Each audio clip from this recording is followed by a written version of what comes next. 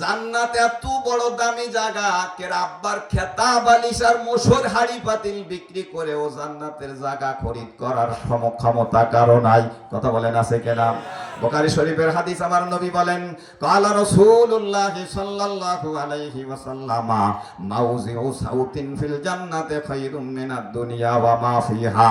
নবী আমার বলেন, জান্নাতের জায়গা কত দামি জায়গা হবে। মাউজিউ সাউতিন মানে একটা তীর ধনুক পরিমাণ জায়গার দাম জান্নাতের মধ্যে। এই সারা দুনিয়ার জায়গা এবং এই জমিনের উপরে যা কিছু আছে সব বিক্রি করে একত্রিত করলেও ওই টাকা দিয়া জান্নাতের এক তীর ধনুক পরিমাণ জায়গা কিনা যাবে না। আল্লাহু আকবার বলেন। আল্লাহ বলেন, ইযা রাআইতা সাম্মা রাআইতা নাঈমান ওয়া মুলকান কাবীরা। আল্লাহু আকবার। আল্লাহ বলে, ফুলসুরাতটা পাড়ি দিয়া ভাগ্যবান ইমানদারেরা, যখন তোমরা জান্নাতের গেটের কাছে যাইয়া জান্নাতের মধ্যে ঢুকে যাবা, তখন তোমরা দেখবা ইযা রাআইতা সাম্মা রাআইতা নাঈমান ওয়া মুলকান কাবীরা। আমি আল্লাহ অসংখ্য অগণিত নাজ নেয়ামত তোমাদের জন্য বানাই রাখছি, আর তোমরা দেখবা বিশাল বড় জগৎ যা তোমরা কোনোদিন কল্পনাও করো না। জান্নাত যে কোন জায়গায় থেকে কত দূর হয়েছে আল্লাহ জানে। আমার মনে হয় ঢাকার থেকেও বেশি হবে। হ্যাঁ, অত হবে না? এ বুড়োটা কয় কি কয় না, এরকম হবে না। আমার ভাইরা কবো কান হাদিস কবো কি আপনার কি হয়েছে? কোনো ডায়াবেটিসের রোগী আছে নাকি? সারাদিন মরা মরা হয় জোরে কও কবো। আমার ভাইরা, বুখারী শরীফ, মুসলিম শরীফ, মিশকাত শরীফের মধ্যে এই হাদিস কানা আছে। যারা কাফের মুশরিক বেঈমানিরা কশিন কালের জন্য, একটা ঘন্টার জন্য জান্নাতে যেতে পারবে না, এদের জন্য স্থায়ীভাবে আল্লাহ পাক জান্নাত হারাম করে রাখছেন। কিন্তু যারা ইমানদার মুমিন মুসলমান, যদি নেক আমল ভালো হয়, ফার্স্টে তারা বিনা হিসাবে জান্নাতে যাবে। কেউ কিছু থাক্ক হিসাব দিয়ে জান্নাতে চলে যাবে। আর যারা ইমানদার ভাইয়েরা আমার, মাহফিল আসছে, সেখানেও কিছু দান দক্ষিণ করছে, ওয়াজ নসিহতে কিছু টাকা পয়সা দিয়েছে, মসজিদেও টাকা ধরলে কিছু দিয়েছে, নামাজও কিছু পড়ছে, আবার তো 34,000 টাকা সুদ লাগানি ছিল।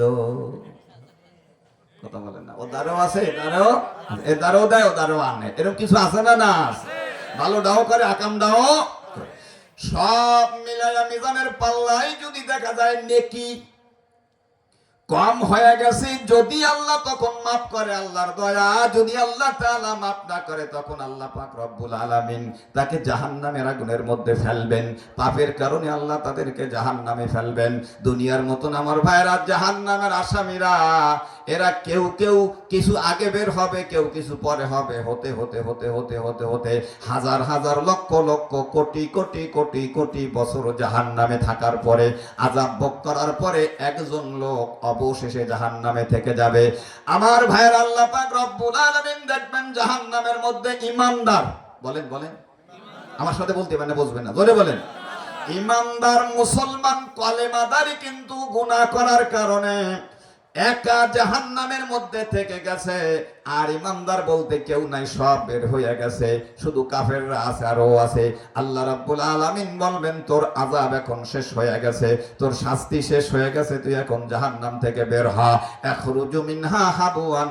আল্লাহর নির্দেশ পেয়ে ওই জাহান্নামীরা গড়ইতে গড়ইতে হাবুর হাঁটতে হাঁটতে আগুনের ভিতর থেকে বের হবে। ও তো মানুষ নাই, কয়লা কয়লা হয়ে বেরিয়েছে। আমার ভাইরা, এই কয়লা কয়লা হয়ে বের হবে।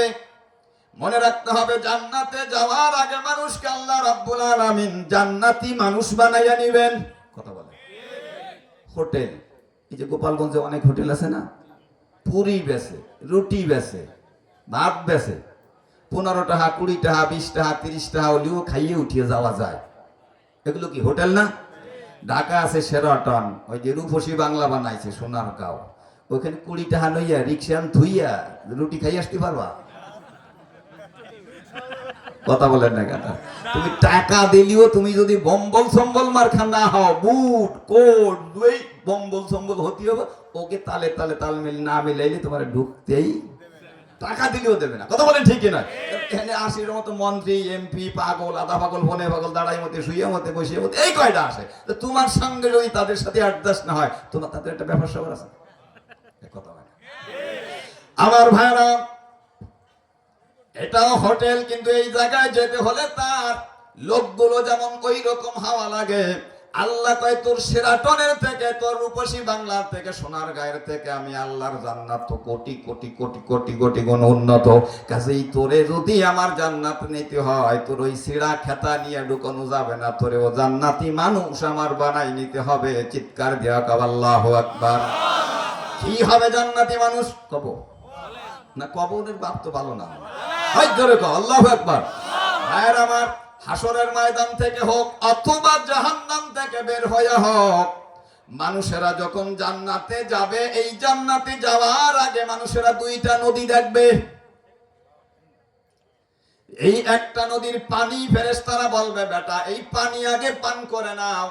এই পানির ভিতরে এমন সুন্দর ক্রিয়া থাকবে, বান্দা বান্দি যখন ওই নদীর পানিটা পান করবে, আমার ভাইয়েরা, এই পানিটা শরীরের ভিতরে যাওয়ার পরে পায়খানা, প্রসাব, মল মূত্র এবং রক্ত চিরদিনের জন্য বান্দার ভিতর থেকে দূর হয়ে যাবে। এই জন্য লম্বা হাদিসের মধ্যে আসছে, লা ইয়াবুলুনা ওয়ালা ইয়াতাগাওয়াতুনা ওয়ালা ইয়াদখুলুনা ওয়ালা ইয়ামতাকিতুনা। জান্নাতে যাওয়ার পরে পায়খানা করবে না, প্রসাব কোনোদিন হবে না, থুতু কোনোদিন ফেলা লাগবে না, সর্দি কাশি কোনোদিন হবে না। চিৎকার দিয়া কাও আল্লাহু আকবার। ভিতরের অংশটা নূর হয়ে যাবে। এই জন্য হিংসা বিদ্বেষ আর মানুষের মধ্যে থাকবে না। এবার জান্নাতীরা যখন ওই পানি পান করার পরে ওখান থেকে সামনের দিকে যাবে, আর একটা নদী দেখবে, ফেরেশতারা বলবে তুমি এখানে একটু ডুব দাও, গোসল করো। ভাইরা আমার, আল্লাহর নবী সাল্লাল্লাহু আলাইহি ওয়াসাল্লাম বলেন, ইউবাসু ইয়াউমাল কিয়ামাতি আলা মা মাতা আলাইহি, যে যে অবস্থায় মারা যাবে সেই অবস্থায় কিয়ামতের দিন উঠবে। এরপরে বুড়া বুড়া, ছোট বড় যেই হোক না কেন, যখন ওই নদীর মধ্যে ডুব দিবে, বুড়ো খুনখুনে একটা লোকে ওই নদীতে ডুব দিবে, ছোট্ট একটা 10 বছরের শিশু সন্তান ডুব দিবে, 3 দিনে একটা শিশু ডুব দেবে। আমার ভাইরা, কালা দলা মোটা তাজা যেই হোক না কেন, যখন ওই নদীর মধ্যে ডুব দেবে, ডুব দিয়ে যখনই পানির উপরে উঠবে, সমস্ত মানুষগুলো বুড়াও থাকবে না, বুড়াও থাকবে না। আমার ভাইরা, ঈসা নবী আলাইহিস সালামের মতন সব মানুষগুলো 30 বছরের হইয়া যাবে। জোরে কয় না, দেখছেন? আমার ভাইরা, 30 বছর বয়সের যুবক হয়ে যাবে। সিত্তুনা জিরাহান ফিস সামা। বুখারী মুসলিম মিশকাত শরীফের মধ্যে হাদিস কানা আছে, আদম আলাইহিস সালামকে আল্লাহ 60 হাত লম্বা বানাইছিলেন। সমস্ত মানুষগুলো ওই নদীর মধ্যে ডুব দেওয়ার সাথে সাথে 60 হাত লম্বা হয়ে যাবে। ওই নদীর থেকে উঠার সঙ্গে সঙ্গে সমস্ত মানুষের চেহারা ইউসুফ নবীর থেকেও বেশি সুন্দর হয়ে যাবে। মেরাজ রজনীতে রাসূলুল্লাহ সাল্লাল্লাহু আলাইহি ওয়াসাল্লাম বলেন, আমি যখন তৃতীয় আকাশে গেলাম, মেরাজ রজনীতে এক এক আসমানে এক এক নবীর সঙ্গে আমার সাক্ষাৎ হলো। তৃতীয় আকাশে যাওয়ার পরে ইউসুফ নবীর সঙ্গে আমার সাক্ষাৎ হলো। আমার নবী বলেন, আমি ইউসুফ নবীর চেহারার দিকে তাকাই, দেখলাম তামাম দুনিয়ার মানুষকে আল্লাহ রাব্বুল আলামিন যতটুকু চেহারা সৌন্দর্য দান করছেন, গোটা মানুষের সমান চেহারা একা ইউসুফ নবীকে আল্লাহ দিয়া দিয়েছে। এই ইউসুফ নবী আলাইহিস সালামের থেকেও বেশি সুন্দর চেহারা হবে, আর কণ্ঠস্বর হয়ে যাবে সব মানুষের দাউদ আলাইহিস সালামের থেকেও ভালো। দাউদ নবী আলাইহিস সালামকে আল্লাহ রাব্বুল আলামিন এমন ভুবন বিখ্যাত কণ্ঠস্বর দান করেছিলেন।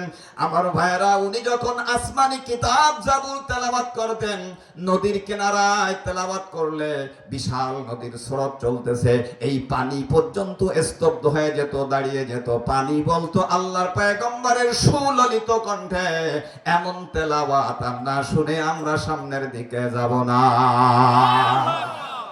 পাখি উড়ে যায়, পাখি স্তব্ধ হয়ে যেত। সুবহানাল্লাহ কবেন। বাতাস চলতেছে, বাতাস বন্ধ হয়ে যেত।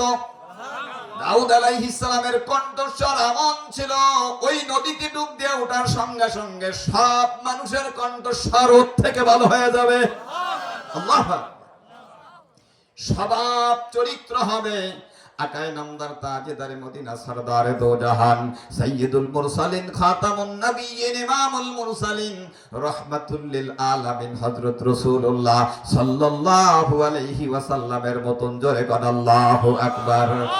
এই যে 30 বছর বয়সের যুবক অবস্থায় জান্নাতের মধ্যে মানুষেরা তখন জান্নাতে যাবে।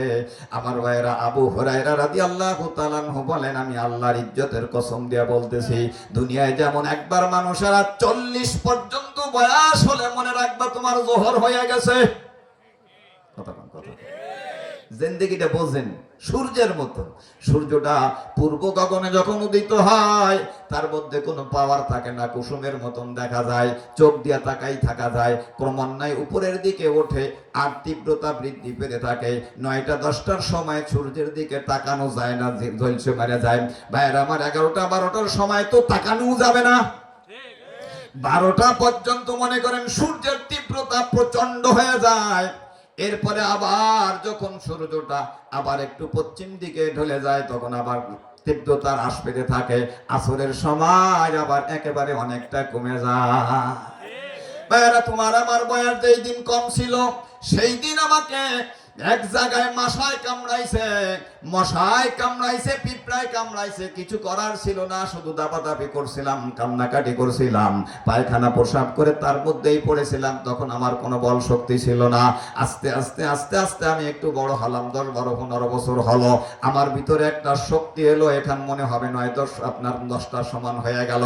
হতে হতে ভাইরা আমার, যৌবনকালটা পুরো শক্তিটা 30 থেকে 40 পর্যন্ত মনে রাখবা। এবার তোমার 40 বছর বয়স হলো মানে জিন্দেগির 12টা বেজে গেল।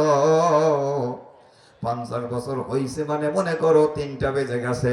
60 বছর হইছে মনে রাখবা তোমার জিন্দেগির আসর হয়ে গেছে।